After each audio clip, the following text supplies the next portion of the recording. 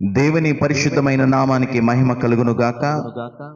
చేరి వచ్చిన మీ అందరికీ మన ప్రభువును ప్రియరక్షకుడైన యేసుక్రీస్తు వారి యొక్క శ్రేష్టమైన నామములో మీ అందరికీ కూడా ప్రత్యేకమైన వందనాలు నేను తెలియజేస్తా ఉన్నాను. వందనాలండి. దేవుని మహాకృపను బట్టి గడిచిన కాలం మిమ్మల్ని, అలాగే మా కుటుంబాన్ని, మన గ్రామాన్ని ప్రభు ఎంతగానో కాపాడారు. ఆయన చేసిన గొప్ప మేలని మనం గ్రహించాలి. ఆయన కృప లేనిదే మనందరం కూడా జీవించలేము.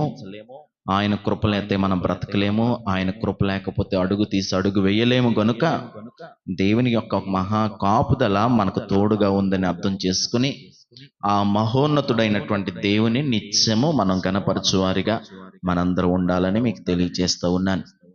క్రిస్మస్ సీజన్లో ఉన్నాం మనందరం కూడా. మరి మన ముందు క్రిస్మస్ ఆరాధనలు జరుగుతూ ఉన్నాయి. కాబట్టి వీటన్నిటి విషయమై మీ ప్రభు సన్నిధానంలో మీరు బహుగా ప్రార్థన చేయండి. ఈ ప్రార్థనలన్నీ కూడా, కూడికలన్నీ కూడా ఘనంగా జరగాలని మీ అందరికీ నేను తెలియజేస్తూ దేవుని యొక్క వర్తమానంలోంచి ఒక భాగాన్ని మనం చదువుకుందాం. క్రిస్మస్ సీజన్ కనుక దానికి సంబంధించినట్టుగా ప్రవచన వాక్యం యెషయా గ్రంథం 9వ అధ్యాయం పరిశుద్ధ బైబిల్ గ్రంథం నుంచి చదువుకుందాం. భక్తుడైనటువంటి యెషయా పేరిట రాయబడినటువంటి గ్రంథం 9వ అధ్యాయము 6వ వచనాన్ని చదువుకుందాం. ఏలయనగా మనకు శిశువు పుట్టెను, మనకు కుమారుడు అనుగ్రహింపబడెను, ఆయన భుజం మీద రాజ్యభారముండును, భుజముల మీద రాజ్యభారముండును. ఆశ్చర్యకరుడు, ఆలోచనకర్త, ఆయనకు ఆశ్చర్యకరుడు, ఆలోచనకర్త, బలవంతుడైన దేవుడు, నిత్యుడగు తండ్రి, సమాధానకర్తయగు అధిపతి అని అతనికి పేరు పెట్టబడెను. ప్రభునందు ప్రియులారా, మనం చదువుకున్నటువంటి వాక్య భాగంలో ప్రవక్త అయినటువంటి యెషయా ద్వారా దేవుడైనటువంటి యెహోవా యొక్క ప్రవచనము, ఆయన వాక్కు ఇక్కడ మనకు కనబడతా ఉంది. ఈ యెషయా గ్రంథము బైబిల్ గ్రంథంలో ఒక ప్రత్యేకతను సంతరించుకుంది. బైబిల్లోని ఒక చిన్న బైబిల్ అంటారు దీన్ని. బైబిల్ గ్రంథములో ఒక ప్రత్యేకమైనటువంటి బైబిల్ యెషయా గ్రంథం. 66 గ్రంథాలు కలిగినటువంటి బైబిల్లో ఈ యెషయా గ్రంథంలో 66 అధ్యాయాలు ఉంటాయి. అందుకనే బైబిల్లోని చిన్న బైబిల్ అని పిలుస్తారు. అంతేకాకుండా పాత నిబంధన, క్రొత్త నిబంధన అనే 2 భాగాలు మనకున్నాయి బైబిల్ గ్రంథంలో. పాత నిబంధన మరి ధర్మశాస్త్రం ఇవన్నీ కలిసి ప్రవక్తల ప్రవచనాలు ఇవన్నీ పాత నిబంధనలో ఉంటాయి. క్రొత్త నిబంధనకు వచ్చినప్పటికీ యేసుక్రీస్తు వారి యొక్క జీవిత విధానము, ఆయన ప్రసంగాలు, అలాగే అపోస్తులైనటువంటి పౌలు గారు రాసిన పత్రికలు, శిష్యుల పత్రికలు ఇవన్నీ కూడా క్రొత్త నిబంధనలో ఉంటాయి. సువార్త పాఠ్య భాగాలు, పత్రికా పాఠ్య భాగాలు. యెషయా గ్రంథంలో ప్రవచనాలు ఉంటాయి, సువార్త ఉంటుంది. అటు ప్రవక్త యొక్క ప్రవచనాలు, అలాగే యేసుక్రీస్తు వారిని గురించిన మాటలు ఉంటాయి. గనుక దీనిని సువార్తలు కూడా అందులో ఉన్నాయి. గనుక వాటిని యెషయా గ్రంథాన్ని బైబిల్ గ్రంథంలో ఒక చిన్న బైబిల్ గ్రంథం అని పిలుస్తారు. సువార్త అందులో ఉంది. అందుకని యెషయా గ్రంథాన్ని మనం చదువుతూ ఉన్నప్పుడు మరొక సువార్తలు కనిపిస్తుంది మనకి. మత్తయి, మార్కు, లోక, యోహాను చదివినట్టుగానే యెషయా గ్రంథం కూడా మనకి ఒక సువార్తల్లో ఒక భాగంగా అనిపిస్తూ ఉంటుంది. సరే, ఇదేమైనప్పటికీ కూడా యేసుక్రీస్తు వారు ఈ లోకంలో జన్మించక ముందు, అప్పటికి 750 సంవత్సరాల ముందు యెషయా అనేటువంటి ప్రవక్త దేవుని ఆత్మతో నింపబడిన వాడై ఒక మాట మాట్లాడాడు. ఒక ప్రవచనం అనేది దేవుని యొద్ద నుంచి వచ్చినటువంటి మాట. ప్రవచనం అనేది కరెక్ట్ గా నిజంగా జరిగేటువంటి మాట. చాలా మంది ప్రగల్భాలు పలుకుతారు, ఇలా జరుగుతుంది చూడు, అలా జరుగుతుంది చూడు అని. అది ప్రగల్భాలవి, కేవలం మాటల వరకే ఉంటాయి అవి. గాని ప్రవక్తలు దేవుని ఆత్మతో నింపబడిన వారు మాట్లాడిన మాటలు అక్షరాల నెరవేర్చబడతాయి. అది దేవుని వాక్, అది మానవుని వాక్కు కాదది, దేవుని వాక్. అది దేవునికి స్తోత్రం. హల్లెలూయా. ప్రభు యొక్క మాట పొల్లైన కూడా పోదట. దేవుని మాట ఒక్క పొల్లైన కూడా పోదట, ఖచ్చితంగా నెరవేర్చబడుతుంది. అందుకనే ఆయన యొక్క వాగ్దానాలు మనం నమ్మాలి. ప్రభు యొక్క వాగ్దానం మీద విశ్వాసం ఉంచాలి. ఆ వాగ్దానాలు ఖచ్చితంగా మన జీవితంలో నెరవేర్చబడతాయి. మీకు ప్రతి సంవత్సరం వాగ్దానాలు ఇచ్చేటువంటి సాంప్రదాయం మనం కలిగి ఉన్నాం. సంవత్సరం అయిపోయింది, మీ వాగ్దానం ఏమైందో ఆ మొదటి రోజున మాత్రమే పండగ మన వాగ్దానాలు. ఏమండి, మీ వాగ్దానాలు మొదటి రోజు పండగేనా? ప్రతిరోజు గుర్తుంటుందా? మీరు చదవగలుగుతున్నారా? ప్రభువా, నాకు ఈ వాగ్దానం ఇచ్చావు, నా జీవితంలో నెరవేర్చు. భక్తునికి ఇచ్చిన వాక్కు నాకు ఇచ్చావు కదా, నా పట్ల కూడా నెరవేర్చు, నీ మేలు కొరకు ఎదురు చూస్తున్నాను అని ఎప్పుడన్నా మీరు ప్రార్థన చేయగలిగారా? తీసుకోవడమే మనకు పెద్ద పండగ, తీసుకుని దాచుకోవడం అంతే. చాలా మంది దాస్తారు. చాలా మంది ఇది 1900 సంవత్సరం అండి, ఇది 2000 సంవత్సరం అండి, ఇది 2019 అండి అని చెప్తారు. మంచిదే, ఆ వాగ్దానాలన్నీ కూడా నెరవేర్చబడాలి. అంతేకాకుండా ఒక్క వాగ్దానమే కాదు దేవుడు మనకిచ్చింది.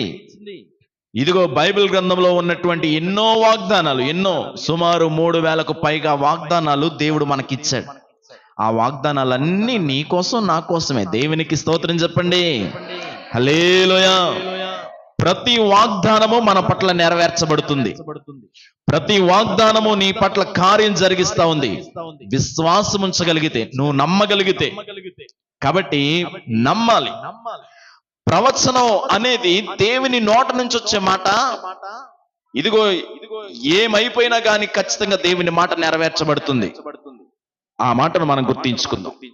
ఇక్కడ 750 సంవత్సరాల ముందే, యేసు క్రీస్తు వారు పుట్టక ముందే ఒక ప్రవక్త ప్రవచనం ఎత్తి ప్రవచిస్తున్నాడు. ఏమని తెలుసా?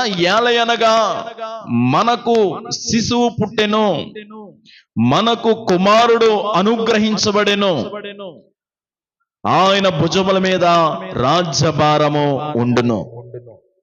అప్పటి వరకు శిశువులు పుట్టలేదా? అప్పటి వరకు కుమారులు పుట్టలేదా? అప్పటి వరకు పిల్లలు పుట్టలేదా? అంటే అది మామూలుగా జరుగుతున్నటువంటి ఆ దేవుని యొక్క ఆ యొక్క పద్ధతి. దేవుడు ఏర్పరిచినటువంటి ఆ సంతాన ఉత్పత్తి అలా జరుగుతుంది. కానీ ప్రవక్త ప్రవచనం పెట్టి మాట్లాడుతున్నాడంటే ఇది ఒక ప్రత్యేకతమైనటువంటి మాట. మనకు శిశువు పుట్టెను, మనకు కుమారుడు అనుగ్రహించను. కుమారుడు అనేవాడు ప్రతి ఒక్కరికి కావాలని కోరుకుంటారు.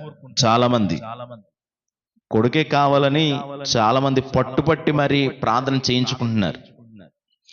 దేవుడిచ్చేటువంటి పిల్లలు ఎవరైనప్పటికీ, మనకిచ్చేటువంటి పిల్లలు దేవుని బహుమానం అని గుర్తించి స్వీకరించాలి. దేవునికి స్తోత్రం. ప్రభు చెప్పారు, నీ పిల్లలు నీ భోజనపు బల్ల చుట్టూ ఒలీవ మొక్కల వలె ఉంటారు అన్నాడు. మగపిల్లలు ఉంటారు నీ భోజనపు బల్ల చుట్టూ అన్నాడా? లేకపోతే ఆడపిల్లలు ఉండరు నీ భోజనపు బల్ల చుట్టూ అన్నాడా?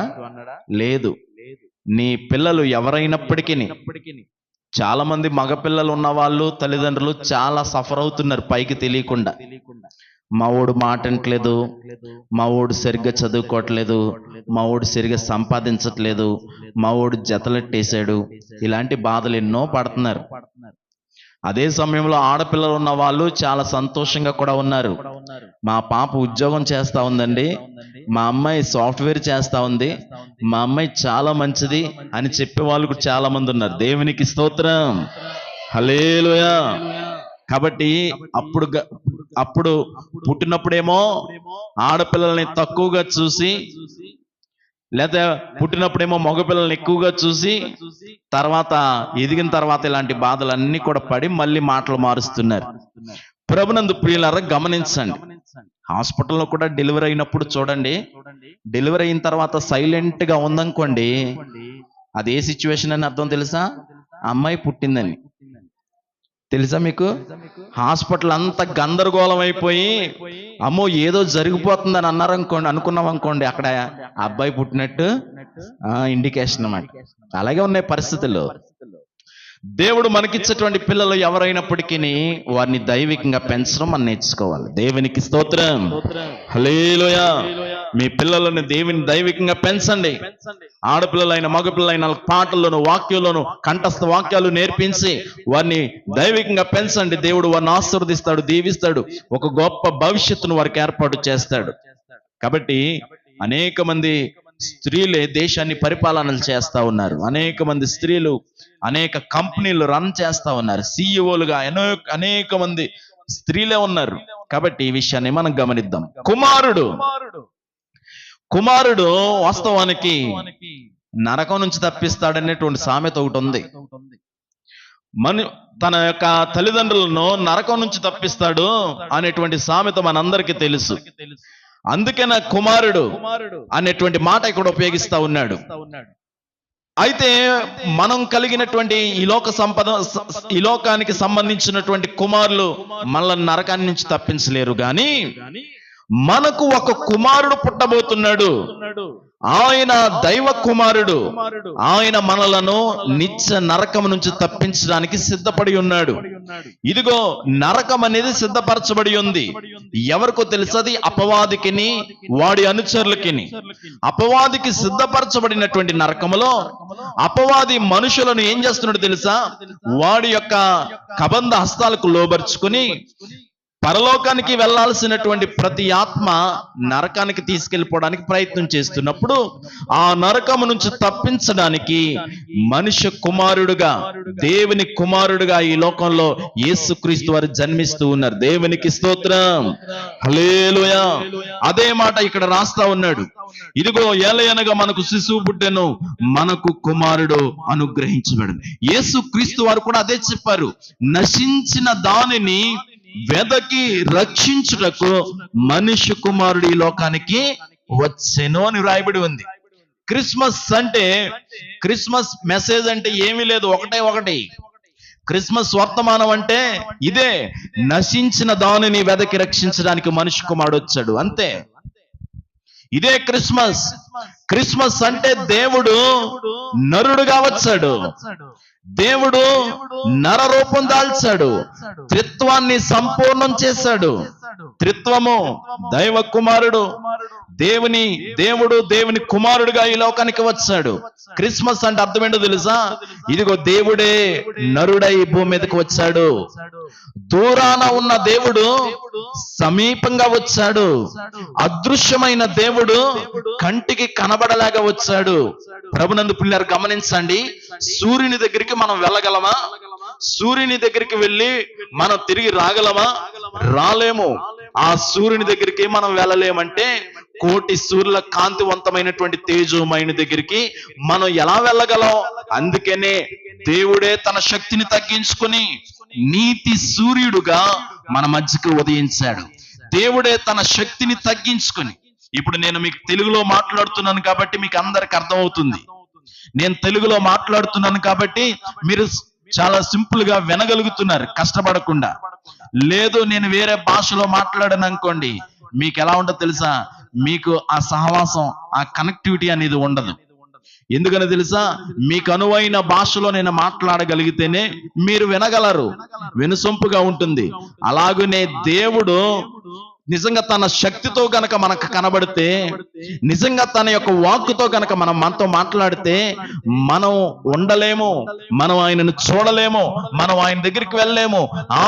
ఆయన శక్తి అపరిమితమైన శక్తి, సృష్టినే సృష్టించిన శక్తి అయింది. అందుకని మనకు ఎంత శక్తి కావాలో అంతగా తగ్గించుకున్నాడు. మనం ఎలాగైతే చూడగలమో మరొక మానవుని మాత్రం మనం చూడగలం. అందుకని మానవుని ఇలా తగ్గించుకుని ఆయన ఈ లోకానికి వచ్చాడు. దేవునికి స్తోత్రం, హల్లెలూయా. క్రిస్మస్ అంటే దేవుడు నరుడయ్యాడు. అదృశ్యమైన దేవుడు దృశ్యమయ్యాడు. దూరాన ఉన్న దేవుడు మన మధ్యలో సంచరించాడు. ఇదే క్రిస్మస్. దేవుడు నర రూపం దాల్చడం ఎంత తగ్గించుకున్నాడు చూడండి. ఆయన ఎంత తగ్గించుకుని ఆయన మన మధ్యకి వచ్చాడు చూడండి. ప్రభునందు ప్రియులారా, ఈ క్రిస్మస్ దినాలలో మనం నేర్చుకోవాల్సిన చాలా అంశాలు ఉన్నాయి. క్రిస్మస్ అంటే చాలా మందికి అంట 3 రకాల పండగలు అంట. ఒకటి ఇంటి పండగ. ఏంటట? ఇంటి పండగ. చాలా మంది ఇల్లు పెయింటింగ్ వేయిస్తారు, వేయిస్తారు, లేకపోతే ఇల్లు కడుక్కుంటారు. ఏమొచ్చింది ఇంటికి? పండగ వచ్చింది. దేవునికి స్తోత్రం. అవును, మీ ఇళ్ళకి రంగులు వేయించుకోవాలి, మీ ఇల్లు శుభ్రంగా ఉంచుకోవాలి, మీ ఇల్లు కలర్ఫుల్ గా ఉంచుకోండి. పండగ వచ్చింది, మంచిది. చాలా మందికి ఒంటి పండగట. ఏం పండగ? క్రిస్మస్ రాగానే ఏం చేయాలి? కొత్త బట్టలు. ముందు సంవత్సరం కొన్న చీర ఇంకా కట్టుండం మన 2-3 సార్లు అయినా. ఏమండి, అది అలానే ఉంది కానీ మళ్ళీ ఏం చేయాలి? ఇప్పుడు మళ్ళీ కొనుక్కోవాలి. దేవునికి స్తోత్రం. అవును, కొనుక్కోండి, మంచిది. కొనుక్కోవాలి మనందరం, మీరు మీ పిల్లలు కొనుక్కోండి. చాలా మందికి క్రిస్మస్ అంటే ఒంటి పండగ అంటే కొత్త బట్టలు కొనుక్కోవాలి. మరికొంతమందికి క్రిస్మస్ అంటే ఏం పండగ అంట? నోటి పండగ అంట. పప్పులు వండుకోవాలి, లేకపోతే రకరకాల వంటకాలు వండుకోవాలి, బిర్యానీలు వండుకోవాలి. అవును, ఇలాగా తిండి పండగ. చాలా మంది క్రిస్మస్ లో మనం ఇదే చూస్తా ఉన్నాం. చాలా క్రిస్మస్లో కూడా అక్కడ జరిగేదంతా ఆ సంబరం అంతా ఇంటి పండగలు, ఒంటి పండగలు, నోటి పండగలే. వాళ్ళందరికీ కూడా ఇదే పండగ. ప్రతి సంవత్సరం బట్టలు కొనుక్కుంటూనే ఉన్నాం, ప్రతి సంవత్సరం ఇల్లు కడుక్కుంటూనే ఉన్నాం, ఇల్లు రంగులు వేయించుకుంటూ ఉన్నాం, ప్రతి సంవత్సరం ఈ మంచి పదార్థాలు వండుకుని తింటూనే ఉన్నాం. కానీ ఈ సంవత్సరం కూడా అదేనా? ప్రభు కోరేది ఏంటో తెలుసా? గడిచిన సంవత్సరం నుండి ఈ సంవత్సరానికి ఏం మార్పు వచ్చింది మన జీవితంలో? పండగలు వెళ్ళిపోతా ఉన్నాయి, వస్తా ఉంటాయి, పోతా ఉంటాయి. అయితే మనలో ఏమైనా మార్పు వచ్చిందా? మన విశ్వాస జీవితంలో ఏదైనా మార్పు వచ్చిందా? ప్రార్థించడంలో గాని, బైబిల్ గ్రంథం చదవడంలో గాని, సువార్త ప్రకటించడంలో గాని, ఒక మనిషికి నీ సాక్ష్యం చెప్పడంలో గాని, ఒక వ్యక్తిని దేవుని సన్నిధానికి నడిపించడంలో గాని, లేకపోతే నీ మాటలో గాని, నీ చూపుల్లో గాని, నీ ప్రవర్తనలో గాని ఏదైనా ప్రభువుకి ఇష్టమైనటువంటి మార్పు తెచ్చుకోగలిగావా? ఇది మనకు కావలసింది. ఈ మార్పు లేకుండా ఎన్ని పండగలు చేసుకున్నా, ఈ మార్పు లేకుండా ఎన్ని సంవత్సరాలు మన పండగలు చూసినా ప్రభు ఇష్టపడరు. ఇశ్రాయేలుకి చాలా పండుగలు ఉన్నాయి. కోతకాలం పండుగ అంటారు, గుడారాల పండుగ అంటారు, లేక పర్ణశాలల పండుగ అంటారు, ఇలా ప్రథమ ఫలముల పండుగ అంటారు. ఇలాగ ఎన్నో రకాల పండుగలు ఇశ్రాయేలుకు నేర్పించినప్పుడు ఆ పండగల్లో మనుషులు మునిగిపోయి ప్రభుని ఆరాధన చేయకుండా, ప్రభుకి ఇష్టంగా ఉండకుండా పండగలు ఆచరించడం మొదలు పెట్టారు. అప్పుడు దేవుడు ఏమన్నాడు తెలుసా? మీ పండగలను నేను అసహించుకుంటున్నాను అన్నాడు. ఏమన్నాడు? మీ పండగను నేను అసహించుకున్నాను. ఎందుకనో తెలుసా? ప్రథమ ఫలముల పండుగ అంటే దాని ద్వారా దేవుని దగ్గరికి వచ్చి దేవుని గణపరుస్తారు అనుకున్నాడు ప్రభు. గుడారాల పండుగ అంటే గుడారాల పండుగ ద్వారా దేవుని గణపరుస్తారు, నైవేద్యాలు ఇస్తారు, బలులు అర్పిస్తారు, పశ్చాత్తాపడతారు అనుకున్నాడు దేవుడు. కోతకాల పండుగ అంటే కోతకాలను వచ్చినటువంటి తీసుకొచ్చి దేవునికి అర్పించి దేవుని యందు భక్తి చూపిస్తారు అనుకున్నాడు దేవుడు. కానీ వాళ్ళు పండగలు వారికి ఇష్టం వచ్చినట్టుగా మలుచుకుని, వారికి ఇష్టం వచ్చినట్టుగా చేసి, వారికి ఇష్టం వచ్చినట్టుగా ఆనందించడం మొదలు పెడితే అప్పుడు ప్రభు అన్నాడు, దేవుడు అన్నాడు, మీ పండగలు నాకు అసహ్యాన్ని పుట్టిస్తున్నాయి అన్నాడు. ప్రభునందు పిల్లలు గమనించండి, మన పండగలు అసహ్యాన్ని పుట్టించకూడదు, భక్తిని పుట్టించాలి. మన పండగలు దేవుని మహిమపరచాలి, మన పండగలు దేవుని నామాన్ని గణపరచాలి. యేసుక్రీస్తు వారి లోకంలో పుట్టాడు అన్నటువంటి సువార్త మన ఊరూరా మన చాటి అనేక మందికి యేసుక్రీస్తు అని పరిచయం చేయాలి. దేవునికి స్తోత్రం, హల్లెలూయా. క్రిస్మస్ అంటే ఇదే. అదృశ్యమైన దేవుడు దృశ్యమయ్యాడయా. చాలా మంది ఋషులు ఈ మాటలు మాట్లాడేవారు. అసతోమ సద్గమయ, తమసోమ జ్యోతిర్గమయ, మృత్యోర్మ అమృతంగమయ. ఓ దేవుడా, మేమెక్కడ, ఇదిగో నువ్వెక్కడ ఉన్నావు? మేము అసత్యంలో ఉన్నాం, వచ్చి మమ్మల్ని సత్యంలోకి నడిపించు. మేము చీకటిలో ఉన్నాం, వచ్చి మమ్మల్ని వెలుగులోకి నడిపించు. మేము మరణం దారిలో ఉన్నాం, మమ్మల్ని జీవంలోకి నడిపించు. నువ్వెక్కడ ఉన్నావు అని అరిచారు ఋషులు. ఈ శ్లోకాన్ని పదే పదే పఠించారు. దానికి సమాధానం ఎవరు చెప్పారు? దానికి సమాధానం యేసుక్రీస్తు వారు చెప్పారు. మీరు ఏ సత్యనైతే కోరుకున్నారో సత్యము నేనే ఇక్కడికి వచ్చాను. ఏ మార్గాన్ని అయితే కోరుకున్నారో మరణ మార్గం నుంచి జీవ మార్గానికి, ఆ జీవ మార్గము నేనే. ఇదిగో ఏ వెలుగునైతే కోరుకున్నారో నేనే వెలుగును, రండి. నేనే మార్గము, నేనే సత్యము, నేనే జీవము. ప్రయాసపడి మీరు భారం మోసుకున్న మీరందరూ నా యొద్దకు రండి, నేను మేము విశ్రాంతులకు నడిపిస్తాను. దేవునికి స్తోత్రం చెప్పండి. హల్లెలూయా. ఇది ప్రభు యొక్క వాగ్దానం. ఇది క్రిస్మస్ అంటే, ఇదే క్రిస్మస్. ప్రభునందు ప్రియులారా గమనించండి, నీ క్రిస్మస్ పండుగ ఎలా ఉంది ఈ రోజున?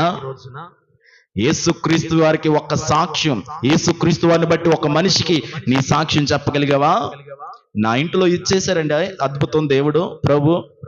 ఆయన నమ్ముకున్నాను, ఇదిగో ఈయన వల్లనే 2000 సంవత్సరాల కింద ఈయన భూమి మీదకి వచ్చేసాడు. ఆయన రాకతో నా జీవితంలో వెలుగు పుట్టింది అని మీరు చెప్పగలిగారా? ప్రభునందు ప్రియులారా, మనకు శిశువు పుట్టెను, మనకు కుమారుడు అనుగ్రహించబడ్డానికి. చూడండి, యేసుక్రీస్తు వారి యొక్క జన్మదినం జన్మం ప్రత్యేకమైంది. ఈ లోకంలో ఎవరైనా జన్మించాలి అంటే తండ్రి తల్లి అవసరం. ఒక పురుషుడు ఒక స్త్రీ ఖచ్చితంగా అవసరం ఈ లోకంలో ఒక బిడ్డ జన్మించాలంటే. కానీ యేసుక్రీస్తు వారికి తండ్రి లేడు. ఆయనకు పురుష ప్రమేయం లేకుండా పరిశుద్ధాత్మ వలన ఆయన ఈ లోకానికి వచ్చాడు. ఆయనది ప్రత్యేకమైన జన్మ. గమనించండి, ఆ రోజుల్లో రోమా ప్రభుత్వం పరిపాలన చేస్తా ఉంది. రోమా ప్రభుత్వం ఇది వాగ్దానమే. ఎక్కడ వాగ్దానము? నెబుకద్నెజరుకి ఒక కల వచ్చింది. ఆ దానియేలు కాలంలో బబులోను సామ్రాజ్యంలో నెబుకద్నెజరుకి కల వచ్చింది, ఒక కళ. ఆ కళ మర్చిపోయాడు. ఆ రాజ్యంలో ఉన్న వాళ్ళందరినీ కేకేశాడు, నా కళ ఏంటో చెప్పండి, కళ భావం చెప్పండి అన్నాడు. వాళ్ళందరూ కూడా తెలివైనటువంటి పండితులు అందరూ, రాజా చిరంజీవి, నీవు ఆ కళ ఏంటో మాకు చెప్తే కళలో ఉన్నటువంటి మర్మం మీకు చెప్తాం, భావం మీకు చెప్తాం. మా దగ్గర పుస్తకాలు ఉన్నాయి, నిఘంటువులు ఉన్నాయి, అర్థాలు చెప్పి మీకు భావాన్ని వివరిస్తాం అన్నాడు. రాజు అన్నాడు, నేను కళ ఏంటో మర్చిపోయాను, ఆ కళను చెప్పి కళ భావాన్ని చెప్పాలి మీరు అంటే. వాళ్ళన్నారు, ఆ రాజ్యంలో ఉన్నటువంటి ఆ తెలివైనటువంటి జ్ఞానులు అందరూ అన్నారు, ఇది మా వల్లే కాదు, కానీ ఈ దేశంలో ఎవరి వల్ల కూడా కాదయ్యా, నువ్వు కళ చెప్పకుండా కళ భావాన్ని ఎక్కడ చెప్తాము అన్నారు. అప్పుడు రాజుగారి కోపం వచ్చి, మిమ్మల్ని అందరినీ చంపేస్తాను, మీరు గనక నాకు కళ భావాన్ని చెప్పకపోతే మిమ్మల్ని అందరినీ సంహరిస్తానని నోటీస్ ఇచ్చాడు.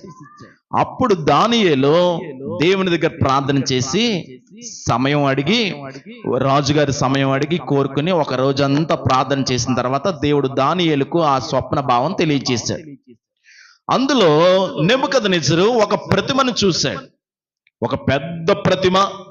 ఆ ప్రతిమ తలభాగం బంగారంతో, ఈ ఉదర భాగం వెండితో, లేకపోతే ఈ తొడల భాగం ఈ యొక్క ఏంటది ఇత్తడితో, చివరి భాగం కాళ్ళు పాదాలు ఇనుము మట్టితో ఉన్నట్టుగా చూశాడు. ఆ ప్రతిమ ఎలా ఉందట? తలేమో బంగారంగా ఉందట, ఉదరమేమో ఎలా ఉందట? వెండితో ఉందట. ఈ తొడల భాగం కాడి నుంచి ఎలా ఉందట? ఇత్తడితో ఉందట. ఆ తర్వాత కాళ్ళు ఇనుముతో ఉన్నాయి, పాదాలు మట్టితో ఉన్నాయి. ఇలాంటి ప్రతిమను చూశాడు. ఇలా రాజా, నువ్వు ఇలాంటి ప్రతిమను చూసావని చెప్పగానే రాజుకి కనెక్ట్ అయిపోయింది. అవునవును, అలాంటి ప్రతిమనే చూశాను రాత్రి. దాని భావం ఏంటో చెప్పు అన్నప్పుడు దానియేలు భావాన్ని చెప్పాడు. ఇదిగో బబులోను సామ్రాజ్యం నీవే, ఆ తల భాగం బంగారం నీవే. మొదటగా ఈ భూప్రపంచాన్ని పరిపాలన చేస్తున్నావు, బబులోను సామ్రాజ్యం. తర్వాత మాదీయ పారసీక రాజ్యం పరిపాలన చేస్తుంది. తర్వాత గ్రీసు రాజ్యం పరిపాలన చేస్తుంది ఈ ప్రపంచాన్ని, తర్వాత రోమా ప్రభుత్వం పరిపాలన చేస్తుంది అని దాని గురించినటువంటి వివరణ అక్కడ ఇచ్చాడు దానియేలు గ్రంథంలో. వాళ్ళందరూ పరిపాలన చేశారు దానియేలు చెప్పినట్టుగానే. వారందరూ కూడా ఆ మహా గొప్ప రాజులందరూ ప్రజలను పరిపాలన చేసుకుంటూ వచ్చారు. చివరిలో రోమా ప్రభుత్వం పరిపాలనలో ఉంది అన్నమాట.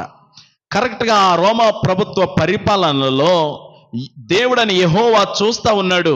ఇదిగో భూమి మీదకి వెళ్ళాలి, నర రూపంలో వెళ్ళి మనుషులను రక్షించాలి అని దేవుడు ఒక తల్లి కోసం చూస్తున్న సందర్భం అది. దేవునికి స్తోత్రం. పురుష ప్రమేయం అవసరం లేదు, కానీ యేసుక్రీస్తు వారు పుట్టాలి అంటే గనక తల్లి అవసరం. ఒక బిడ్డ జన్మించాలి అంటే గనక తల్లి గర్భం అవసరం. అందుకని దేవుడు ఏం చేస్తుండో తెలుసా, ఆ రోమా ప్రభుత్వంలో అందరినీ చూస్తూ ఉన్నాడు. ఎవరి ద్వారా ఈ లోకానికి వెళ్ళాలి, ఎవరి ద్వారా ఈ లోకానికి వెళ్ళాలి అని దేవుడు చూస్తూ ఉన్నప్పుడు అక్కడ ఎవరు కనబడ్డారు తెలుసా? ఆ యొక్క భూమి మీద నజరేతు అనే ప్రాంతంలో ఉన్నటువంటి ఒక చిన్న అమ్మాయి, ఆమె పేరు మరియా. ఆ మరియా కనబడింది దేవుని కన్నులకు. దేవునికి స్తోత్రం, హల్లెలూయా. యేసుక్రీస్తు వారు జన్మించడానికి తల్లి అవసరం గనుక ఆ తల్లి ఎవరై ఉండాలి? గమనించండి, మనం యేసుక్రీస్తు వారి తల్లి అయినటువంటి మరియను మనం ఏదో చదువుకుని వెళ్ళిపోతున్నాం, కానీ ఒక్కసారి మనం అక్కడ ఆగితే మరియ యొక్క జీవిత విధానం గురించి చాలా విషయాలు మనం నేర్చుకోవచ్చు. అదే సమయంలో మరియ నుంచి మనం నేర్చుకోవాలి తప్ప మరియను మనం పూజించకూడదు. యేసుక్రీస్తు వారి తల్లి అండి ఆమె, దేవునికి జన్మనిచ్చిందండి ఆమె, కాబట్టి ఆమె ఎంత గొప్పదండి అనొచ్చు, మంచిదే. ఆమె ఎంత పుణ్యాత్మురాలండి అనొచ్చు, మంచిదే. అలా అనుకుంటే మరియమ్మ గారి తల్లి కూడా ఇంకా మహాపుణ్యాత్మురాలు అవ్వాలి. దేవునికి స్తోత్రం. అండ్ అంతే కదా, మరియా అనేది ఒక స్త్రీ, ఒక పాత్ర. యేసుక్రీస్తు వారు జన్మించడానికి ఒక స్త్రీ అవసరం గనుక మరియను ప్రభు ఎన్నుకున్నాడు. ఆమె గర్భాన లోక రక్షకుడు వచ్చాడు. మనం యేసుక్రీస్తు వారిని మనం ఆరాధన చేయాలి తప్ప, యేసుక్రీస్తు వారికి సాష్టాంగపడాలి, ఆయన్నే పూజించాలి తప్ప ఆయన తల్లి అయినటువంటి మరియను పూజించకూడదు. కేవలం ఆమెకు ఏ విధమైన విధేయత లక్షణాలు ఉన్నాయో, ఏ విధంగా ఆమె తగ్గింపు జీవితం కలిగి ఉందో అటువంటి లక్షణాలు మనం కలిగి ఉండడం చాలా మంచిది. గమనించండి ప్రభునందు ప్రియులారా, చాలా విషయాలు. రోమా ప్రభుత్వం అలాగా మరియను ఏం చేసింది, హైలైట్ చేసింది. వారి ప్రభుత్వంలో ఉంది కనుక, వాళ్ళ ప్రభుత్వంలో ఉన్నారు కనుక ఆ ప్రజలందరూ కూడా ఆమెను హైలైట్ చేయడం, ఆ పోపులందరూ కూడా ఆ విధంగా జరిగింది. అయితే యేసు క్రీస్తు వారిని మనం పూజించడానికి సిద్ధపడదాం. దేవునికి స్తోత్రం చెప్పండి, హల్లెలూయా. యేసు క్రీస్తు వారు జన్మించడానికి ఒక స్త్రీ కావాలి కనుక మరియ గారిని ప్రభు ఎన్నుకున్నాడు. మరియా ఒక చిన్న అమ్మాయి, అప్పుడే యవన కాలంలోకి అడుగుపెట్టింది. టీనేజ్ గర్ల్, బహుశా 13 సంవత్సరాలు నుంచి 15 సంవత్సరాల వయసు కలిగింది. గమనించండి, మరియా దగ్గర ఒక్కసారి ఆగారనుకో మీరు, ఒక చిన్న పిల్ల మాట్లాడినటువంటి మాటలు, ఒక టీనేజ్ గర్ల్ మాట్లాడినటువంటి మాటలు ప్రపంచాన్ని నివ్వెరపరిచాయి.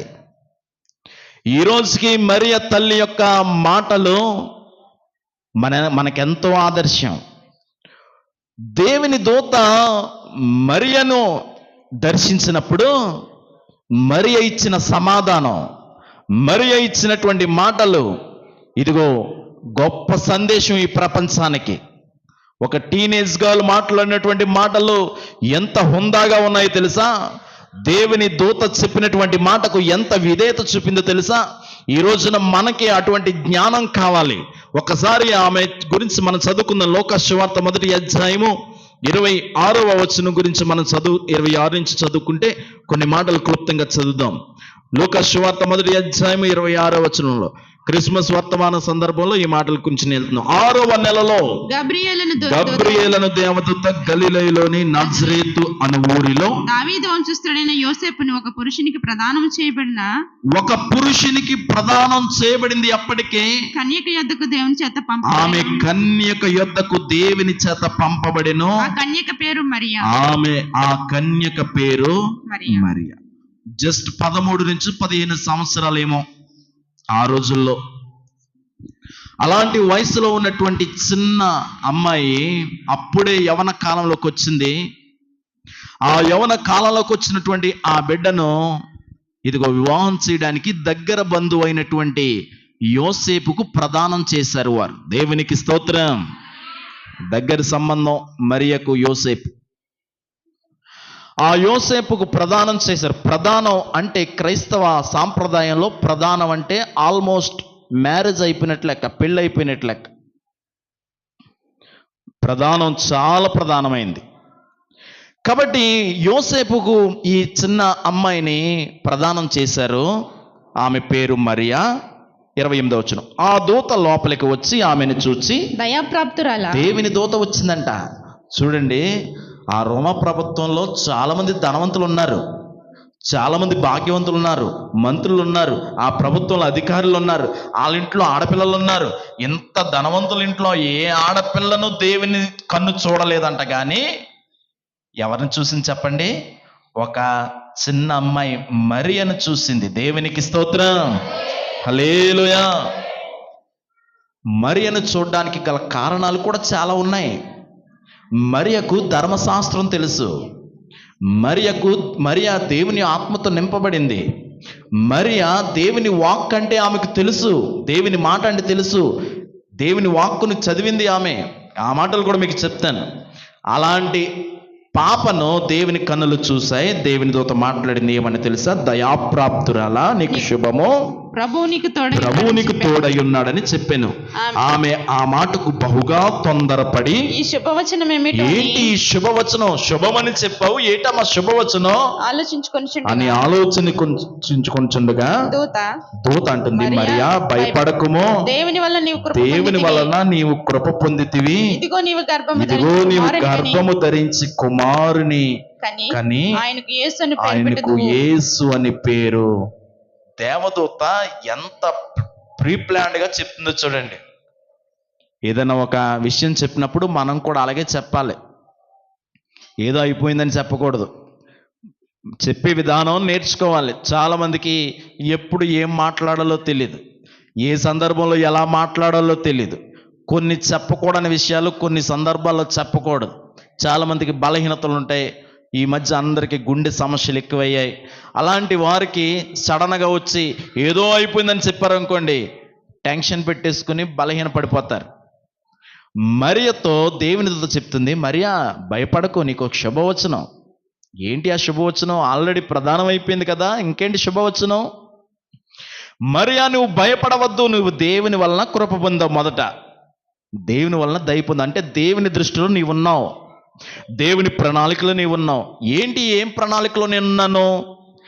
నీవు గర్భము ధరించి కుమారుని కని ఆయనకు యేసు అని పేరు పెడతావు. ఆయన గొప్పవాడై సర్వోన్నతుని కుమారుడు అనబడును. ప్రభువైన దేవుడు ఆయన తండ్రి అయిన దావీదు సింహాసనమును ఆయనకిచ్చును. ఆయన యాకోబు వంశస్థులను యుగయుగములు ఏలును. ఆయన రాజ్యము అంతము లేనిదై ఉండునని ఆమెతో చెప్పాను. ఈ విషయాలన్నీ చెప్తుంది దేవుని దూత.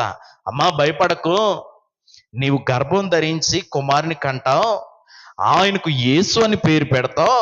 ఆయన తన ప్రజలందరినీ ఏలుతాడు. ఆయన రాజ్యం యుగయుగాలు ఉంటుంది, యుగయుగాలు ఉంటుంది. సజీవమైన దేవుడు ఆయన. కాబట్టి నీ గర్భాన్ని పుడుతున్నాడు అని చెప్పగానే వెంటనే 34వ వచనంలో, అందుకు మరియా నేను పురుషుని ఎరుగని దాననే, ఇది ఎలాగూ జరుగునని దూతతో అంది. ఆ 13-15 సంవత్సరాల వయసులో ఉన్న ఆమె, ఎప్పుడే యవన కాలంలోకి అడుగుపెట్టిన ఆమె వెంటనే అడుగుతా ఉంది, అయ్యో ఇది ఎలా జరుగుతుంది? నేను మొన్నే ఇదిగో యవన కాలంలోకి అడుగుపెట్టాను, పైగా నేను ఏ పురుషుని నేను కలవలేదు, కాబట్టి ఇదిగో నేను పురుషుని ఎరుగని దానను గనుక ఇది నాకెలా సంభవిస్తుంది. యూదుల యొక్క ఆచారాల ప్రకారంగా, వారి కట్టుబాట్ల ప్రకారంగా 12 సంవత్సరాల లోపులో ఉన్న పిల్ల లేకపోతే పిల్లడు పాడైనా తప్పు చేసినా అది తల్లి మీద నెపం వేస్తారు. 12 సంవత్సరాలు దాటిన తర్వాత యవన కాలంలోకి వచ్చిన తర్వాత వారు పాడైపోయినా చెడిపోయినా తండ్రి మీద నేరం వేస్తారు. ఇది వారి ఆచారం. అందుకే యాయీరు కుమార్తె పెద్ద వయసు యవన కాలంలో ఉంది. యాయీరు కుమార్తె చనిపోయింది. ఆ యాయీరు కుమార్తె చనిపోయినప్పుడు తండ్రి వెళ్ళి ప్రాధేయపడ్డాడు. యేసుక్రీస్తు వారి పాదాల మీద పడిపోయాడు ఒక అధికారి. ఎందుకని తెలుసా? ఆ పిల్లకి ఏమన్నా అయితే నన్ను దోషించేస్తారు సమాజంలో. తండ్రి చేతకానోడు అంటారు, తండ్రి చేయలేకపోయాడు అని అంటారు, తండ్రి వల్లనే ఆ పిల్ల పాడైపోయింది, చనిపోయింది అంటారు. నేను భరించలేను. నేను ఒక అధికారిని. నేను అధికారం చలాయించాలన్నా, నా మాట అనేక మంది వినాలన్నా, నేను గౌరవంగా ఉండాలన్నా ఇదిగో ఆ పిల్ల బ్రతికుండాలి. ఆ పిల్లని నేనే గనక ఆ పిల్లని బ్రతికించుకోలేకపోతే అధికారిగా ఉండి అధికారిగా ఉండి మరొకరిని నేను ఎలా చెప్పగలను అని చెప్పి ప్రభు పాదాల మీద పడిపోయాడు ఆయన. దేవునికి స్తోత్రం చెప్పండి. హల్లెలూయా. అంతలా పడిపోవడానికి గల కారణం ఏంటనుకున్నారు? వారి ఆచారం ప్రకారంగా 13 సంవత్సరాలకు అడుగు పెట్టినటువంటి ఆ పాప పడి చనిపోయిన బలహీనపడిన తండ్రి పెంపకంలో ఫాల్ట్ ఉంది, సమాజంలో నిలబెడతారు. ఇప్పుడు 12 సంవత్సరాలు దాటొచ్చింది మరియా. ఇదిగో ఆమె తప్పు చేసిందంటే ఖచ్చితంగా తన తండ్రి మీద నెపం వేస్తారు. అందుకని ఆమెంటా ఉంది, అయ్యయ్యో నేను పురుషుని ఎరుగని దానను, ఇది ఎలా సంభవిస్తుంది అని టెన్షన్ పడతా ఉంది. నా తండ్రి ఇంటికి చెడ్డ పేరా ఏంటి అని ఆలోచన చేస్తున్నప్పుడు వెంటనే దేవుని దూత మాట్లాడుతున్న 35వ వచనంలో, పరిశుద్ధాత్మ నీ మీదకి వచ్చును, సర్వోన్నతుని శక్తి నిన్ను కమ్ముకొనును గనుక పుట్టబోవు శిశువు పరిశుద్ధుడై దేవుని కుమారుడు అనబడతాడు. దేవునికి స్తోత్రం చెప్పండి. హల్లెలూయా. సర్వోన్నతుడైనటువంటి దేవుని కుమారుడు. నువ్వు అలా మాట్లాడవద్దు. నీవు పరిశుద్ధాత్మ నిన్ను కమ్ముకుంది. దేవుని పరిశుద్ధాత్మ వలన నువ్వు గర్భవతి అయ్యావు.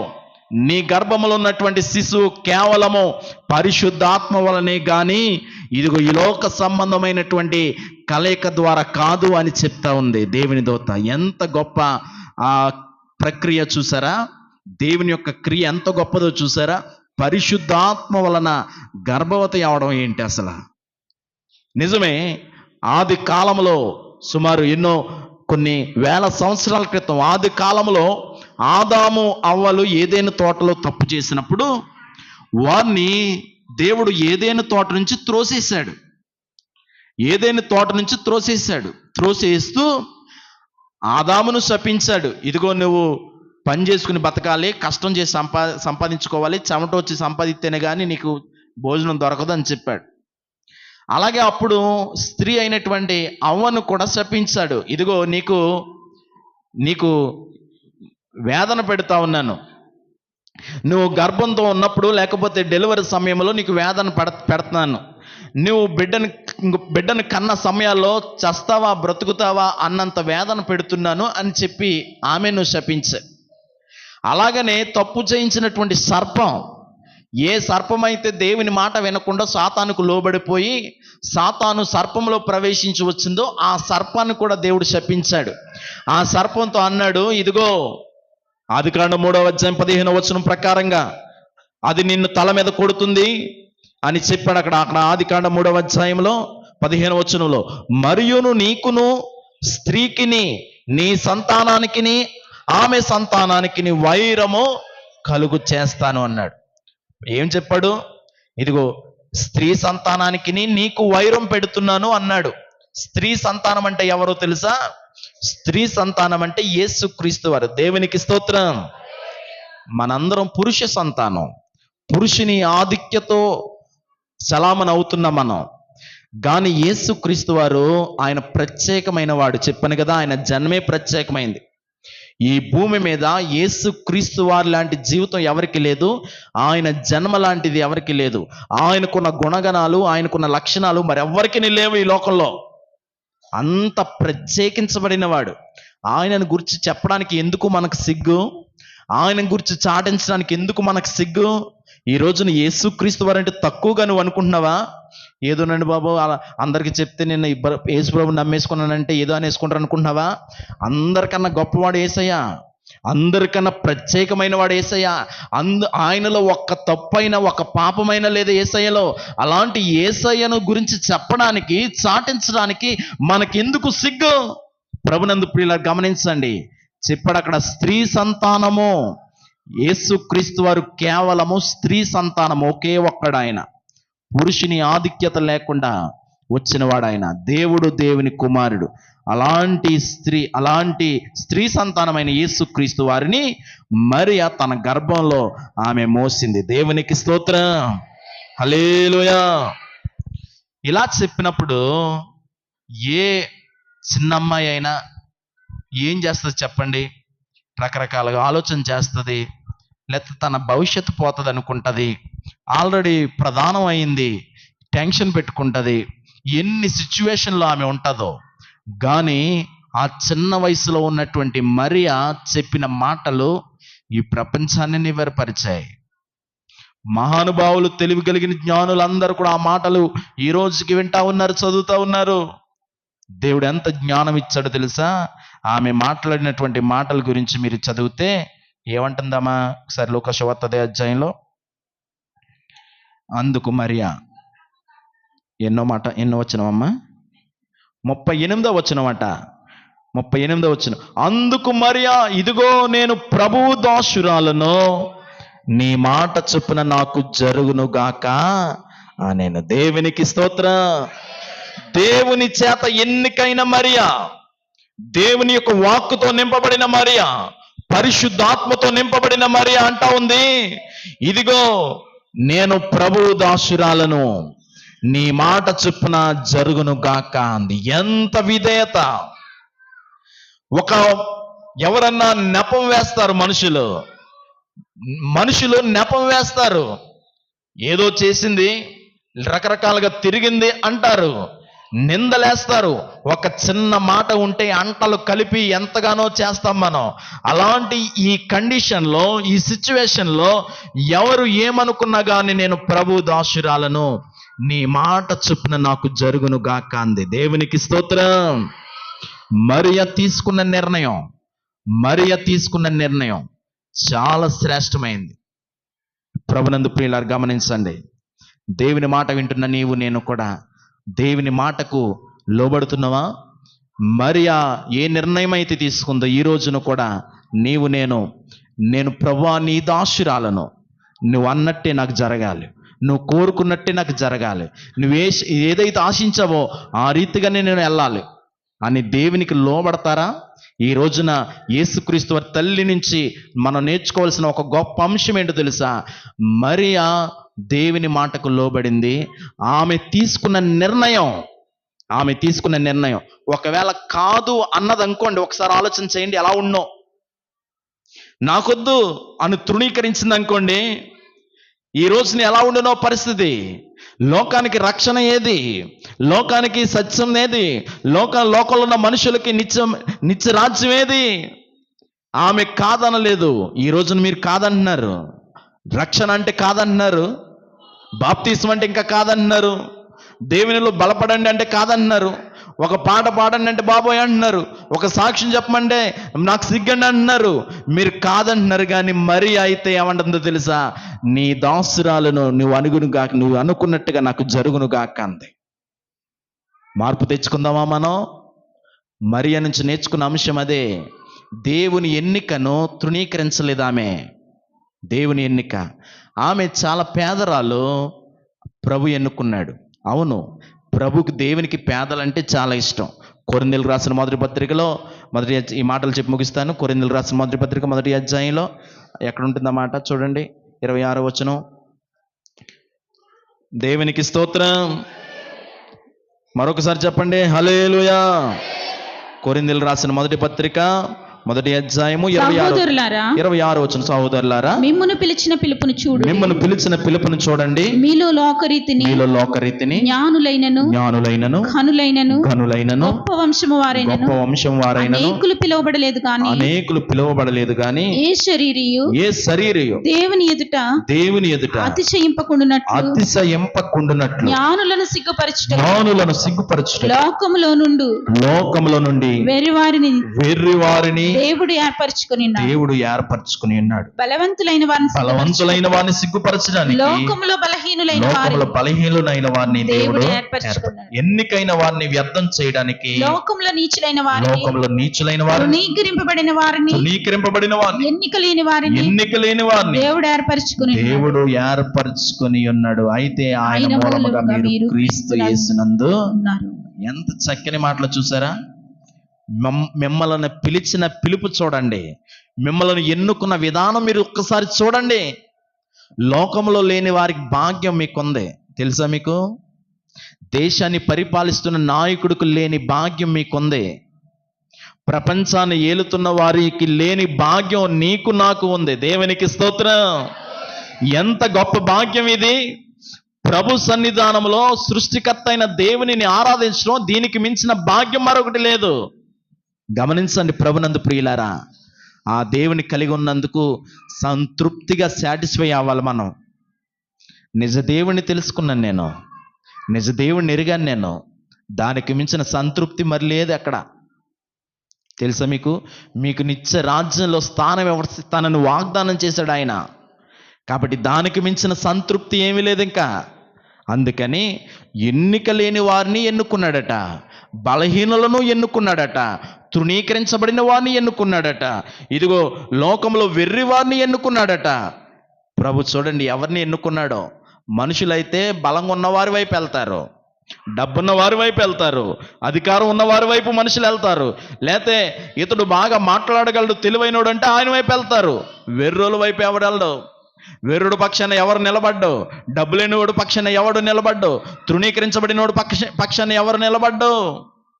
దేవుని ప్రేమ చూడండి, ఎంత గొప్ప ప్రేమ! మరి ఆ రోజులో నజరేతు, బైబిల్ గ్రంథంలో నజరేతు అనే ఊరు పనికిరాని ఊరు. అందుకనే బైబిల్ గ్రంథంలో రాస్తాడు ఫిలిప్పు, నజరేతులోంచి ఏదైనా మంచిది రాగలదా అంటాడు. అంటే నజరేతు అనే ఊరు దొంగల ఊరు అవ్వచ్చు, నజరేతు అనే ఊరు కీడుతో నింపబడిన ఊరు అవ్వచ్చు, దుఃఖంతో నింపబడిన ఊరు కావాలి. నజరేతులోంచి ఏదైనా మంచిది వస్తుందా? వచ్చింది కదా. యేసుక్రీస్తు వారు లోకానికి రక్షకుడు నజరేతు అనే ఊరిలోంచి వచ్చాడు. దేవునికి స్తోత్రం, హల్లెలూయా. నజరేతు అనే ఊరు ఆ రోజుల్లో అసలు లెక్కలోనే లేదు. అది ఒక పాపం ఊరుగా, దొంగల ఊరుగా, లేకపోతే ఎందుకు పనికిరాని ఊరుగా ఉంది అది. అందులోంచి యేసయ్య వచ్చాడు. ఈ రోజున నజరేత్ అనే ఊరు చూడండి, ఇజ్రాయెల్లో నజరేత్ అనేటువంటి ఊరును మీరు గూగుల్లో చూడండి, ఎంత సుసంపన్నమైనటువంటి ప్రాంతంగా మారిపోయిందో. ఏదైనా మంచిది వస్తుంది అక్కడి నుంచి, అక్కడ మంచోళ్ళు కూడా ఉంటారా అన్నటువంటి ఆలోచన నుంచి యేసుక్రీస్తు ఎప్పుడైతే అక్కడ జన్మించాడో, యేసుక్రీస్తు ఎప్పుడైతే ఈ ఊరిని ఎన్నుకున్నాడో, ప్రాంత పరిస్థితులు అన్నీ మారిపోయాయి. ఈ రోజు నీలోంచి ఏదైనా మంచి ఉందా అని ఎవరన్నా అన్నారా? నీ వల్ల ఉపయోగం ఏదైనా ఉందా అన్నారా ఎవరన్నా? నీ వల్ల నష్టమే కానీ పైసా లాభం లేదు అన్నారా ఎవరన్నా? ఇదిగో అలా అన్న వారి నోటి నుంచే నిన్ను దీవించే మాటలు, నిన్ను పొగిడే మాటలు, నిన్ను గణపరిచే మాటలు దేవుడు పలికిస్తాడు. దేవునికి స్తోత్రం, హల్లెలూయా. ఏ వేళ్ళైతే నిన్నెత్తి చూపాయో, ఏ నోరైతే నిన్నెత్తి చూపిందో, చెడ్డగా మాట్లాడిందో, దేవుడు అంటున్నాడు అదే నోటి నుంచి నేను నిన్ను గణపరుస్తాను, అదే నోటి ద్వారా నిన్ను బలపరుస్తాను. దేవుని వాగ్దానం ఇది. నజరేతులోంచి ఏదైనా మంచిది వస్తుందా? వచ్చే అవకాశం లేదే అన్నారు ఆ రోజుల్లో. కానీ యేసయ్య వచ్చాడు, లోకానికి రక్షకుడయ్యాడు, ప్రపంచానికి నలుదిక్కుల ఆయన వెలుగు ప్రకాశించింది. కాబట్టి మనకు కుమారుడు అనుగ్రహించబడెను, ఆయన భుజముల మీద ఏముందంట? రాజు. ఆయన కొన్ని పేర్లు ఉన్నాయి, గుర్తుపెట్టుకోండి. ఆశ్చర్యకరుడు చెప్పాలి, ఆశ్చర్యకరుడు, ఆలోచనకర్త, బలవంతుడైన దేవుడు, నిత్యుడగు తండ్రి, సమాధానానికి కర్త. ఎన్ని పేర్లు ఉన్నాయో తెలుసా ఆయనకి? ఆశ్చర్యకరుడు, ఆలోచనకర్త, బలవంతుడైన దేవుడు, నిత్యుడగు తండ్రి, సమాధానానికి కర్త. ఇవన్నీ కూడా ఆ రోజున యెషయా భక్తుడు ముందుగానే చెప్పేశాడు. యేసుక్రీస్తు వారు పుట్టక ముందే చెప్పిన మాటలు కనుక క్రిస్మస్ సీజన్లో ఈ మాటలన్నీ కూడా మరింతగా విందాం. దేవుడిచ్చిన మాటలు మనం వెనుకలో దీవించి ఆశీర్వదించునుగాక. ఆమేన్, ఆమేన్. చప్పట్లు కొడుతూ ప్రభువును. ఓకే, చాలా సంతోషం.